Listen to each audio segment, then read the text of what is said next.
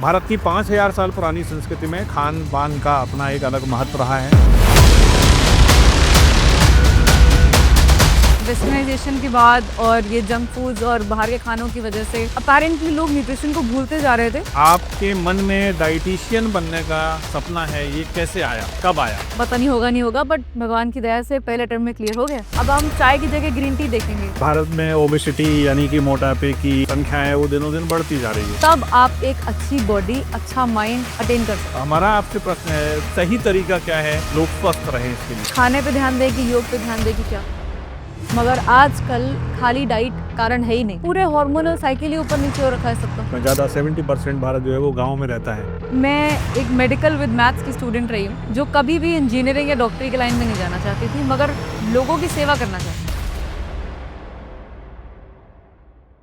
नमस्ते, मैं आशीष पांडे, नाम जो शायद आप नहीं जानते। 9 इन्फ्लुएंसर पॉडकास्ट के लिए हम आज एक शहर की जानी मानी डाइटिशियन से आपका परिचय कराएंगे, आपको रूबरू करेंगे मौसम और प्रकृति के हिसाब से खाने पीने के चिंतन की। भारत की प्राचीन संस्कृति में खान पान को लेके बहुत सारे ऋषि मुनि, ज्योतिषी और अवधूत कबीरदास जी जैसे लोगों ने बहुत सारे दोहे, बहुत सारी सूक्तियाँ, बहुत सारे मंत्र भोजन पर आधारित कहे और गाए। भारत की 5000 साल पुरानी संस्कृति में खान पान का अपना एक अलग महत्व रहा है। व्रत त्योहार से उसे जोड़ा गया है, ऋतुओं के अनुसार उसमें परिवर्तन किया गया है और वर्तमान के वैज्ञानिक युग में अब वह जिम्मेदारी जो हमारी नानी दादी निभाती थी वो एक डाइटिशियन के कंधे पर है। एक विज्ञान ने एक सिस्टम बनाया है और उस सिस्टम को पढ़कर, उसके बारे में जानकर, उसको प्रैक्टिकली अपनाकर डाइटिशियन बनता है।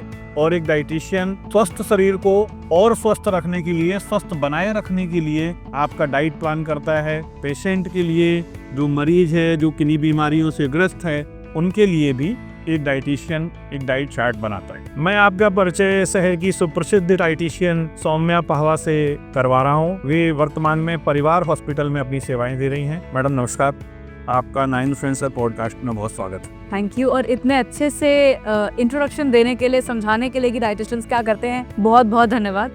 मेरा सबसे पहले जो जिज्ञासा होती है दर्शकों के जानने की, लोगों के जानने की, या पेशेंट को भी जिज्ञासा होती है कि आपके मन में डाइटिशियन बनने का ये जो विचार है, ये जो आपका सपना है, ये कैसे आया, कब आया? तो क्या है कि मैं एक मेडिकल विद मैथ्स की स्टूडेंट रही हूँ जो कभी भी इंजीनियरिंग या डॉक्टरी के लाइन में नहीं जाना चाहती थी, मगर लोगों की सेवा करना चाहती। तब अपने 11th में ये सब्जेक्ट सुनने के बाद मुझे रियलाइज हुआ कि एक साइड लाइन निकल रही है जो बहुत ही इंपॉर्टेंट है और आगे आने वाले टाइम में और हेल्प कर सकती है लोगों को। क्योंकि धीरे धीरे वेस्टर्नाइजेशन के बाद और ये जंक फूड्स और बाहर के खानों की वजह से अपेरेंटली लोग न्यूट्रिशन को भूलते जा रहे थे और अपनी बॉडी पे ध्यान नहीं दे पा रहे थे, जो कि आप देखेंगे पिछले कुछ सालों में वापस से अंतर आया है। अब लोग वापस से अवेयर हो गए हैं। अब हम चाय की जगह ग्रीन टी देखेंगे, लोगों के हाथ में जंक फूड और बर्गरों की जगह वापस से नट्स एंड सीड्स या हेल्दी टिक्कीज देखेंगे। तो वो चेंज आने से पहले मुझे लगा कि ये सही समय है। एक दूसरा प्रश्न और इसी से जुड़ा हुआ है मेरा, क्या है, आप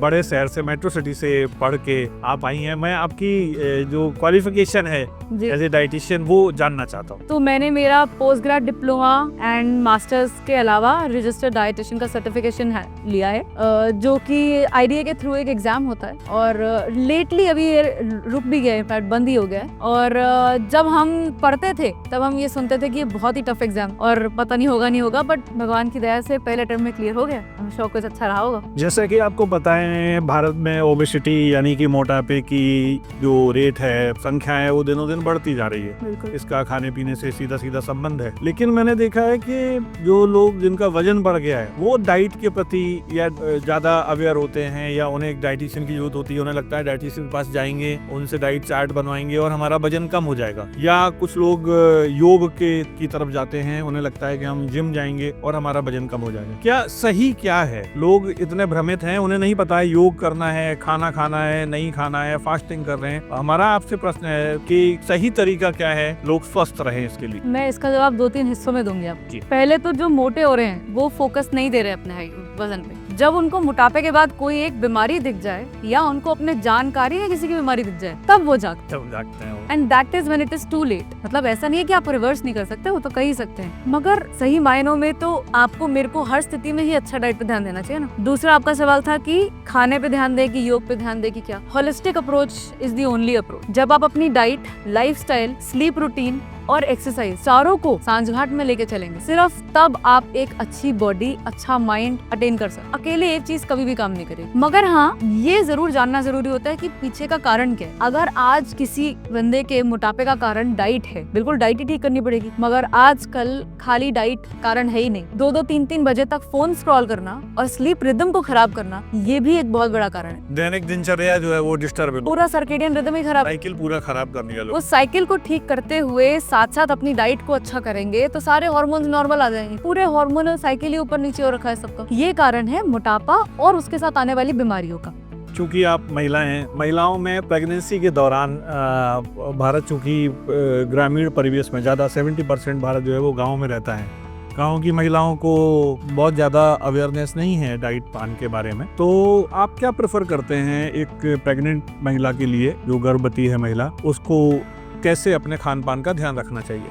क्या है कि एक प्रेग्नेंट महिला को शुरुआत में तो खैर पता ही नहीं होता कि वो प्रेग्नेंट है, और वो ही सबसे ज्यादा इम्पोर्टेंट समय होता है आपकी बेबी के न्यूरल डेवलपमेंट। इसलिए जो शहरों में है और डॉक्टरों के पास जा रहे हैं वो तो समय से फॉलिक एसिड ले रहे हैं और डेवलपमेंट अच्छा हो रहा है। जो नहीं है वो नहीं ले पा रहे। तो मेरा कहना ये है कि आपकी मैरिज के इमीडिएट बाद, आपकी शादी के बिल्कुल बाद ही आपको अपनी डाइट में थोड़ा सा नट्स, थोड़ा सा सीड्स, थोड़े हरे पत्ते इंक्लूड कर ही लेने चाहिए, जिससे फॉलिक एसिड नेचुरली इंक्रीज हो जाए। फिर आप कभी भी अगर कंसीव करने के लिए प्लान कर रहे हैं तो अपने डॉक्टर को रेफर करके मेडिकेशंस ले लीजिए। और अगर ये अनप्लान्ड सिस्टम है तो भी आपकी डाइट इतनी अच्छी होनी चाहिए कि आगे दिक्कत ही नहीं। पहली। दूसरा, पोस्ट प्रेगनेंसी बहुत सारे लोगों के दिमाग में ये आता है कि अब तो बहुत अच्छे से खिलाओ, अब हमें तो 2 के लिए खाना है। आपको 2 के लिए नहीं खाना है, आपको अपने लिए खाना है, अच्छे से खाना है और केवल 300 कैलोरी ज्यादा खानी है। 300 कैलोरीज का मतलब समझते हैं? 15 बादाम। 15 बादाम, 5 बादाम से ज्यादा तो हम लोग खाते ही नहीं है।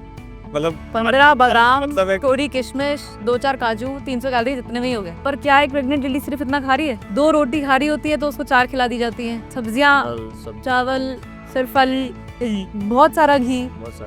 तो थोड़ा देख देख के जब इंक्लूड करें हम डाइट में और थोड़ा ही इम्प्रूवमेंट्स दें तो वो ज्यादा अच्छा है। वरना ये सब चीजें भी बॉडी पे लोड डालती। तो हर ट्राइमेस्टर के हिसाब से, मतलब हर 3-3 महीने में लेडी की डाइट बदलनी चाहिए। और इसलिए एक डॉक्टर, अब हो सके तो डाइटिशियन का भी रेफरेंस बहुत जरूरी रहता है कि आप इंक्लूड करें अपनी डाइट में वो चीजें जो उस मौके के लिए जरूरी है। मैम, आजकल देखने में आ रहा है कि बहुत न्यूली एज के लोग, नई उम्र के लड़के, महिलाएं हार्ट अटैक का शिकार हो रही हैं, कार्डियक अरेस्ट का शिकार हो रही हैं, और ये संख्या दिनों दिन बढ़ती चली जा रही है। कोरोना के बाद हमने ये देखा है कि बहुत सारे लोग इस तरीके से अपनी जान खो रहे हैं। क्या ये जो बीमारी है या ये जो जिस तरीके से मृत्यु हो रही है, क्या इसका कोई संबंध खान पान से है? बिल्कुल, बहुत संबंध है खान पान से। पर मैं फिर से यही बताऊंगी कि खाली खान पान से, जैसे आप देखोगे कि आजकल ये जो केसेस आ रहे हैं ना, वो यंग एज वालों के ज्यादा आ रहे हैं। हार्ट अटैक से आपको ओल्ड एज इतना ज्यादा नहीं दिखेंगे जितने यंग एज दिखेंगे। फिर चाहे वो 20, 22, 25 वाली उम्र हो, चाहे 35, 40, 45 वाली उम्र हो। कार्डियक अरेस्ट तो आशीष जी एक ऐसी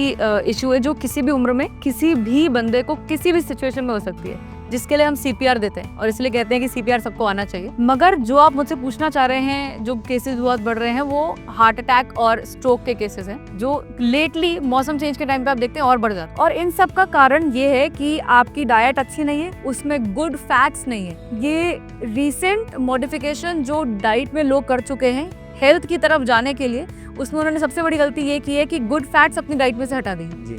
घी मक्खन कम कर दिए, बिल्कुल ही सादे खाने पर आ गए हैं या फिर वीगन डाइट्स पर चले गए हैं। इन सब की वजह से भी बहुत फर्क पड़ रहा है। तो moderation is again very important. हरे पत्ते वाली सब्जियां, good nuts and seeds, seasonal सब्जियां, तो उपज भी खराब होती जा रही है। फिर लोग अपनी डाइट, आप देखोगे मैक्सिमम लोगों की डाइट में दाल सब्जी कम है, रोटी चावल ज्यादा है, which should be the opposite. ज्यादा दाल सब्जी, थोड़ा रोटी। तो जब ये चीजें आप अपनी डाइट में इम्प्रूव करेंगे तो आप देखेंगे कि सारे इश्यूज ठीक है और कोई प्रॉब्लम्स नहीं आ रहे। तो अभी आप सुन रहे थे, देख रहे थे शहर की जानी मानी डाइटिशियन सौम्या पावा चड्डा को, जो वर्तमान में परिवार हॉस्पिटल में पेशेंट के लिए अवेलेबल है। आपको कभी भी 11 से 5 उनसे मिल सकते हैं और डाइट प्लान कर सकते हैं। धन्यवाद।